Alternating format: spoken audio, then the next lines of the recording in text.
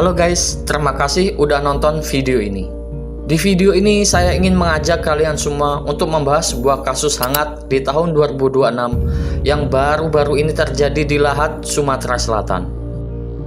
Diketahui kasus ini dilakukan oleh pemuda ini yang sungguh-sungguh sangat tega mengeksekusi ibu kandungnya dan bahkan memotong bagian tubuh ibunya menjadi 3 bagian setelah mencuri perhiasan emas milik ibunya hanya karena kebelet pengen depo alias judol. Sakit jiwa sih odok satu ini. Dan lagi-lagi ya karena judol. Nah guys, akan tetapi segala sesuatu terjadi pasti ada sebab dan akibatnya. Jadi ya, di sini saya akan membahas kasus ini sedetail mungkin yang saya bisa. Oke, bagaimana cerita dan kasusnya? Jadi tentang kasusnya, ini dia.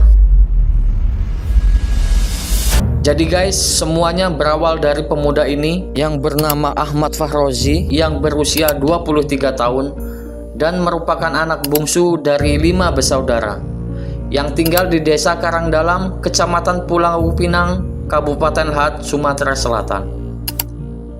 Pada awalnya ini ya, kehidupan mereka cukup harmonis dan cukup mapan karena pada saat itu ayah Fauzi ini adalah pegawai negeri sipil yang aktif dan mereka juga mempunyai perkebunan karet yang tidak jauh di belakang rumah mereka. Dan Fahrozi ini ya, sejak kecil hingga remaja tumbuh normal seperti anak baik-baik pada umumnya lah. Jadi sampai titik ini tidak ada yang aneh ya dari latar belakang Fahrozi ini.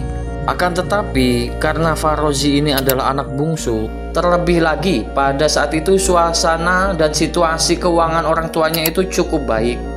Jadi Fahrozi ini tumbuh menjadi anak yang dimanjakan. Apapun yang dimintanya biasanya langsung dipenuhi. Sampai pada akhirnya nih ya, tanpa disadari Fahrozi ini tumbuh menjadi anak yang sangat manja. Di tahun 2021, ketika Fahrozi lulus dari SMA, dia tidak melanjutkan pendidikannya ke perguruan tinggi dan juga tidak bekerja. Enak juga hidup Odo ini ternyata ya. Sementara itu, Fahrozi hanya tinggal dengan orang tuanya karena kakak-kakaknya sudah mempunyai kehidupannya masing-masing. Dan di sisi lain, Fauzi ini hanya menghabiskan waktunya untuk nongkrong dengan teman-temannya. Meskipun tidak bekerja, dia selalu mendapatkan jatah uang harian dari orang tuanya. Dan sejak tahun 2020, Fauzi ini mulai mengenal yang namanya judol. Yang pada awalnya nih ya, masih coba-cobalah. Dan karena kondisi internet di desanya ini masih sangat sulit, Fauzi ini rela loh pergi jauh keluar desanya setiap hari hanya untuk mencari tempat yang ada koneksi internet yang bagus, sekaligus buat santai demi untuk bermain judol dari uang yang dia minta dari orang tuanya. Dari sini Fauzi perlahan mulai kecanduan judol yang selalu menghabiskan banyak uang. Yang pada awalnya ya orang tuanya itu masih belum merasakan dampak pada keuangan mereka, yang sebenarnya perlahan-lahan terkikis oleh judol lewat Fauzi yang tanpa mereka sadari. Namun kemudian pada tahun 2021 setelah ayah Fauzi ini meninggal dunia, situasi keuangan mereka perlahan mulai banyak berubah.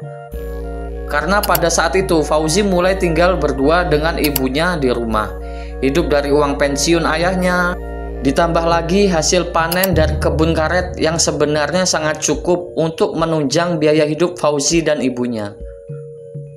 Namun yang membuat segalanya menjadi sulit, seolah-olah penghasilan yang didapat ini tidak pernah cukup, karena Fauzi yang terus-menerus meminta uang tanpa menghitung berapa banyak yang dihabiskannya untuk judol. Dan Fauzi selalu marah jika ibunya tidak memberikannya uang. Selain itu, dengan kehidupan mereka yang mulai berantakan karena Fauzi kecanduan judol tanpa diketahui ibunya, sang ibu tetap rajin pergi ke kebun mendapatkan dana tambahan dari hasil panen di kebun. Sementara itu ya, si Odo Fauzi ini hanya menghabiskan waktunya untuk nongkrong dan terus bermain judol. 2 tahun kemudian, pada tahun 2023, Fauzi yang semakin kecanduan judol mulai menghalalkan segala cara, yaitu menggelapkan sepeda motor temannya sendiri. Karena hal ini, Masalah tersebut sampai ke polisi hingga akhirnya pada tahun 2023 Fauzi ditangkap dan dipenjara selama 1 tahun 6 bulan. Berita tentang Fauzi yang dipenjara karena kasus penggelapan sepeda motor yang dia lakukan demi judol langsung menyebar dan menjadi pembicaraan di desanya. Dan yang pastinya ya, hal ini juga membuat Ibu Fauzi, Ibu Siti Anwar yang berusia 63 tahun pada saat itu, tentu saja malu kepada tetangganya di sana. Namun terlepas dari rasa malu itu, sejak Fauzi dipenjara, Ibu Siti mulai hidup sendiri di rumahnya dengan kondisinya yang lebih tenang. Karena dia tidak harus merasakan sakit hati yang biasanya dia rasakan setiap kali Fauzi memaksanya untuk meminta uang. Dan sejak saat itu, Ibu Siti mulai merasa tidak kekurangan lagi, bahkan sudah bisa mulai menabung. Selain itu, Ibu Siti tetap menjalankan rutinitas biasanya seperti pergi ke kebun. Pada awal bulan, Ibu Siti biasanya pergi untuk mengambil uang pensiunan suaminya. Bahkan di lingkungannya, Ibu Siti tetap menjaga hubungan sosial yang baik dengan warganya di sana. Yang awalnya semua baik-baik aja, tidak ada masalah sama sekali. Dan setelah 1 tahun kemudian, yang sudah menginjak Desember 2025, Fauzi yang telah bebas dari penjara kembali ke rumah dan tinggal bersama ibunya lagi seperti sebelumnya. Namun kali ini dengan situasi yang cukup ada banyak perubahan karena Fauzi yang mulai menjadi pendiam, jarang keluar rumah, dan dia bahkan rela membantu ibunya di perkebunan. Awalnya ibunya mengira bahwa Fauzi sudah bertobat nih. Jadi ibunya kadang-kadang memberi Fauzi uang saku lagi. Namun ya, ternyata belum aja genap sebulan setelah pembebasannya, yang baru memasuki Januari 2026, Fauzi mencoba lagi nih peruntungannya di dalam judol dan mulai kecanduan lagi sampai dia mulai meminta uang lagi kepada ibunya. Karena ibunya tidak memberikan uang, jadi setelah 2 bulan bebas dari penjara yang sudah menginjak Maret 2026, Fauzi yang tahu bahwa ibunya memiliki perhiasan emas seketika langsung mencurinya pada saat kondisi rumah sedang kosong. Setelah itu dia langsung menjual emas tersebut ke toko emas di daerah Lahat seharga 28 juta rupiah. Kemudian beberapa hari pada tanggal 27 Maret 2026, tepatnya pada hari Jumat nih, Ibu Siti yang menyadari bahwa perhiasan emasnya yang dia simpan di kamarnya ini hilang karena hanya mereka berdua di rumah. Jadi Ibu Siti langsung bertanya kepada Fauzi. Namun Fauzi marah dan menolak untuk mengakuinya. Karena hal ini, sepanjang hari Fauzi dan ibunya terus saja berdebat dan bahkan bertengkar. Yang akhirnya ya menjadi awal dari kasus ini dimulai.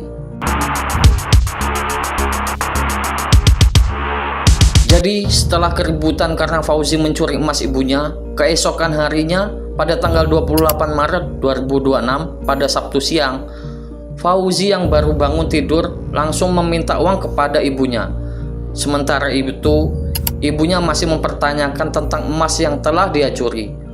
Fauzi yang masih tidak mengakuinya menjadi semakin marah karena merasa dituduh dan juga marah karena ibunya tidak memberikannya uang.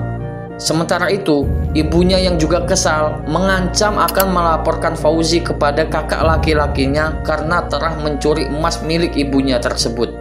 Nah, Fauzi yang sangat takut kepada kakak laki-lakinya ini langsung mencoba menahan agar ibunya tidak melaporkannya dengan langsung mengakui bahwa dialah yang telah menjual emas itu kepada seseorang.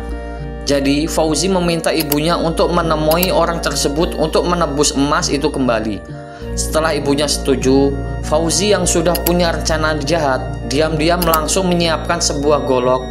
Kemudian pada jam 11 siang, dia langsung membawa ibunya dengan sepeda motor ke sebuah perkebunan yang sepi yang berada di area desa Danau Belindang yang berjarak sekitar setengah jam perjalanan dari desanya.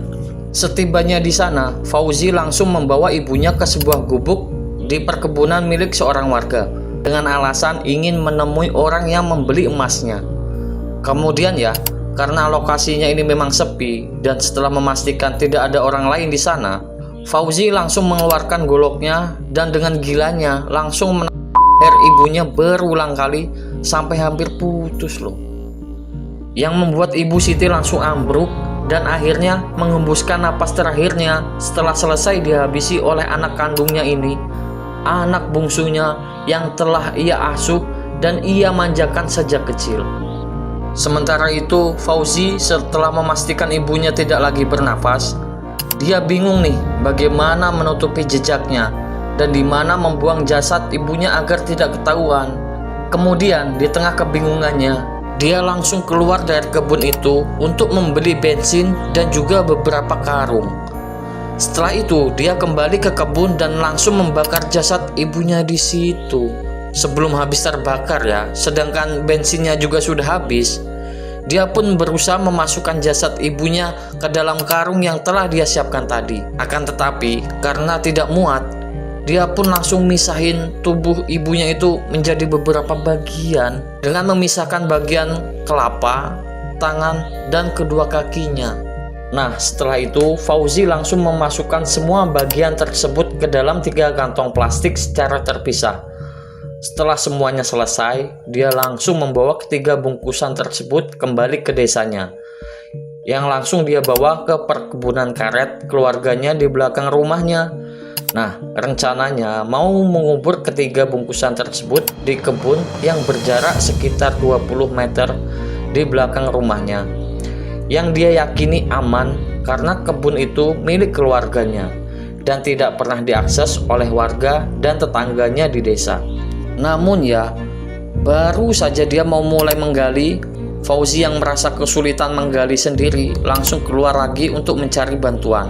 Kemudian setelah menemukan 2 temannya yang kebetulan sedang nongkrong nih di sebuah warung makan di desanya, dia langsung meminta teman-temannya itu untuk membantunya menggali lubang di kebunnya yang dia janjikan akan membayar mereka. Kemudian setelah temannya setuju nih, mereka langsung pergi ke kebun di belakang rumah Fauzi, di mana kedua temannya ini langsung menggali tanah seperti ini hingga kedalaman 1,5 meter hanya menggunakan cangkul dan sekop.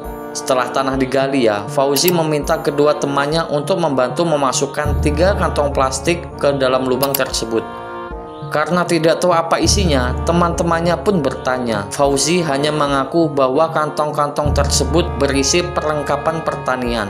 Teman-temannya yang percaya kepadanya langsung memasukkan 3 bungkusan tadi ke dalam lubang. Setelah itu, mereka langsung menutup dan menimbun lubang itu kembali. Setelah semuanya selesai, Fauzi langsung memberikan mereka uang sebesar 300.000 untuk kedua temannya. Dan setelah itu, Fauzi berpisah dengan teman-temannya dan langsung melarikan diri menggunakan sepeda motor ke kota Lahat yang berjarak sekitar setengah jam perjalanan. Ketika dia tiba di sana, dia langsung menggadaikan sepeda motornya.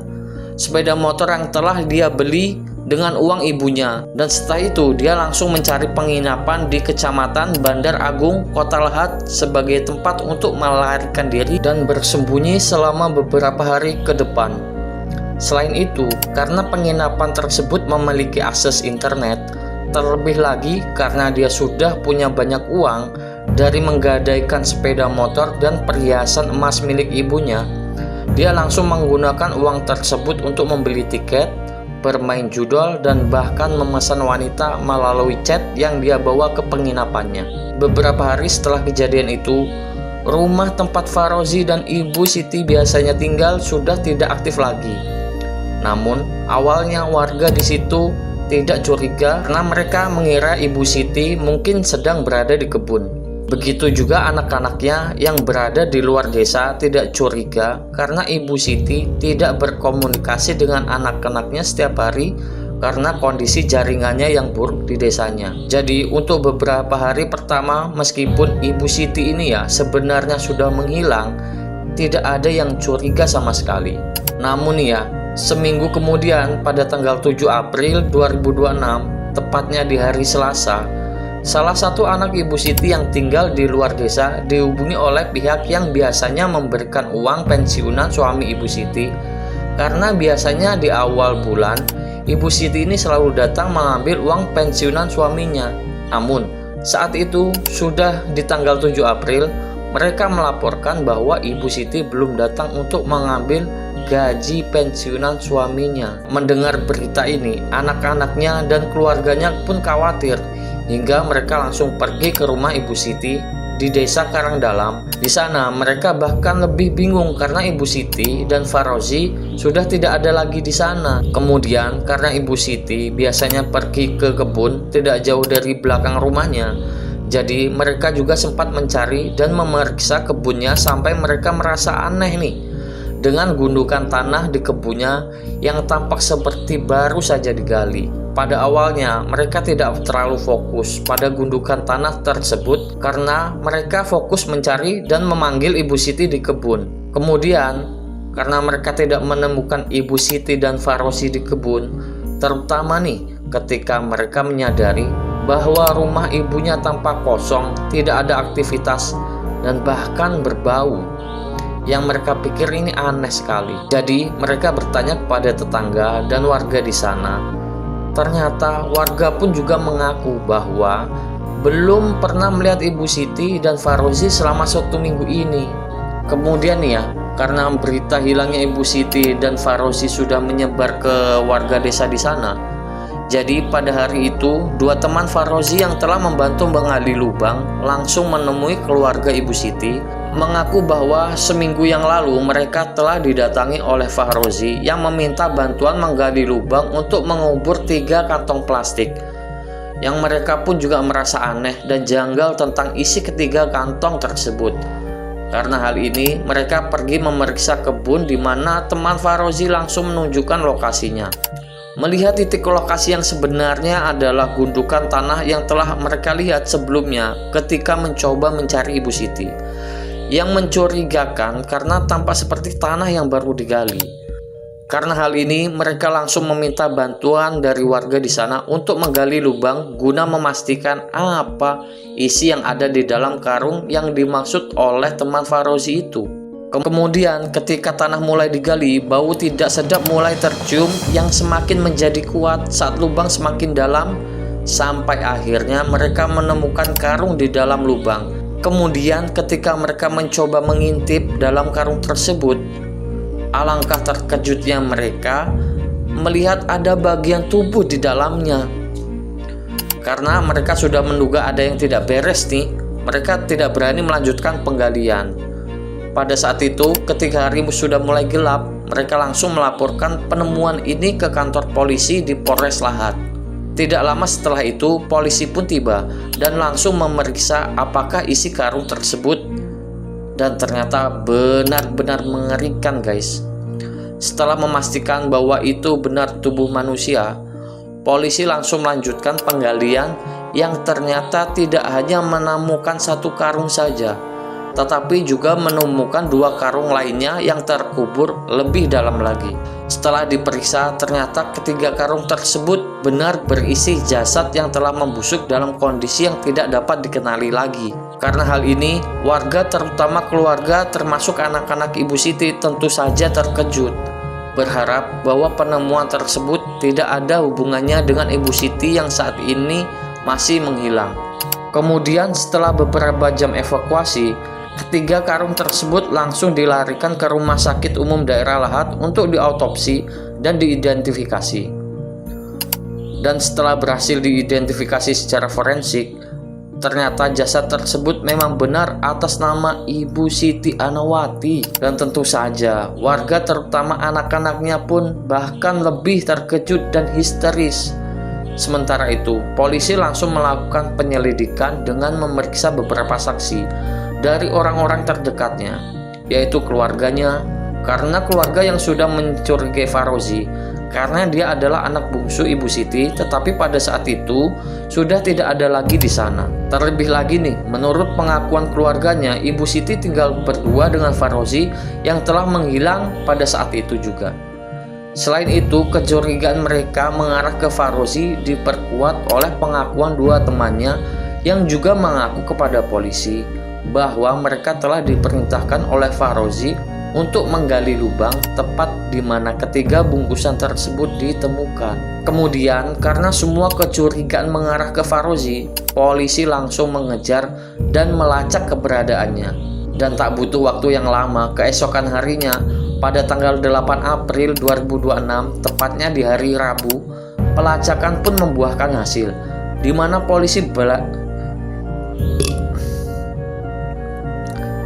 polisi berhasil melacak pergerakan Farozi di sebuah penginapan di Desa Bandar Agung, Kota Lahat. Karena hal ini, polisi langsung melakukan penangkapan di sana dan akhirnya Farozi ditangkap, diamankan di kamar penginapannya. Di sana ya, dia sudah tidak bisa berkutik lagi dan langsung mengakui telah tega menghabisi ibunya karena judi slot, guys. Karena ini, Farozi berhasil ditangkap kurang dari 24 jam setelah penemuan jasad Ibu Siti tadi malam, langsung dibawa ke Polres Lahat untuk pemeriksaan lebih lanjut dan tentu saja untuk diinterogasi.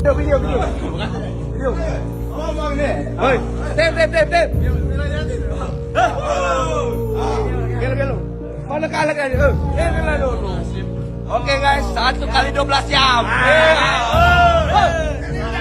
Jangan Wadid. Tapi kami akan dapatkan. Ya. Siapa yang kau bunuh? Ibu siapa? Ibu kandung. Gara-gara apa? Hah? Gara-gara slot. Korban slot. Ibu kandung. Ayo jalan. Di sana, Farozi sudah tidak bisa berkutik lagi, langsung mengakui dan menceritakan semuanya bahwa dia telah tega dan nekat menghabisi ibu kandungnya sendiri karena ibunya mengancam akan melaporkannya kepada kakaknya karena Farozi telah mencuri perhiasan emas milik ibunya untuk modal judi slot dan mengakui telah menggadai motor ibunya serta memesan layanan seorang wanita dari aplikasi yang dia bawa ke penginapannya. Karena hal ini, jadi dengan apa yang telah dia lakukan, Farozi akhirnya ditetapkan sebagai tersangka. Jadi karena terbukti ada rencana matang di balik tindakannya, Farozi pun dijerat dengan pasal 30 KUHP tentang pembunuhan berencana yang diancam dengan hukuman yang sangat-sangat berat, yaitu penjara seumur hidup atau hukuman matoy. Namun hal itu pun masih terancam karena sampai sekarang kasus ini masih menjalani tahap proses lebih lanjut karena mengingat kasus ini masih sangat baru ya di tahun 2026. Tapi ya guys, semoga atas apa yang telah dia lakukan kepada ibu kandungnya sendiri, semoga Farozi ini diberikan hukuman yang benar-benar seberat-beratnya. Karena mengingat statusnya sebagai residivis sudah cukup untuk membuktikan bahwa manusia ini tidak layak dikembalikan ke masyarakat karena mempunyai potensi akan jatuhnya korban berikutnya. Tapi apapun itu, semoga dari kasus Farozi ini bisa menjadi pembelajaran bagi kita semua, terutama nih ya bagi kalian yang belum tersentuh judol. Karena yang sudah terinfeksi kecanduan judol itu beneran gak ada obatnya, guys. Oke guys, sampai jumpa lagi di kasus-kasus yang selanjutnya. Saya ucapkan terima kasih banyak buat kalian yang udah nonton video aku di channel ini. Jangan lupa untuk dukung channel ini dengan cara like dan subscribe dan juga komen ya, kalian ingin membahas kasus apa di video selanjutnya. Sampai jumpa lagi, see you next time, bye bye.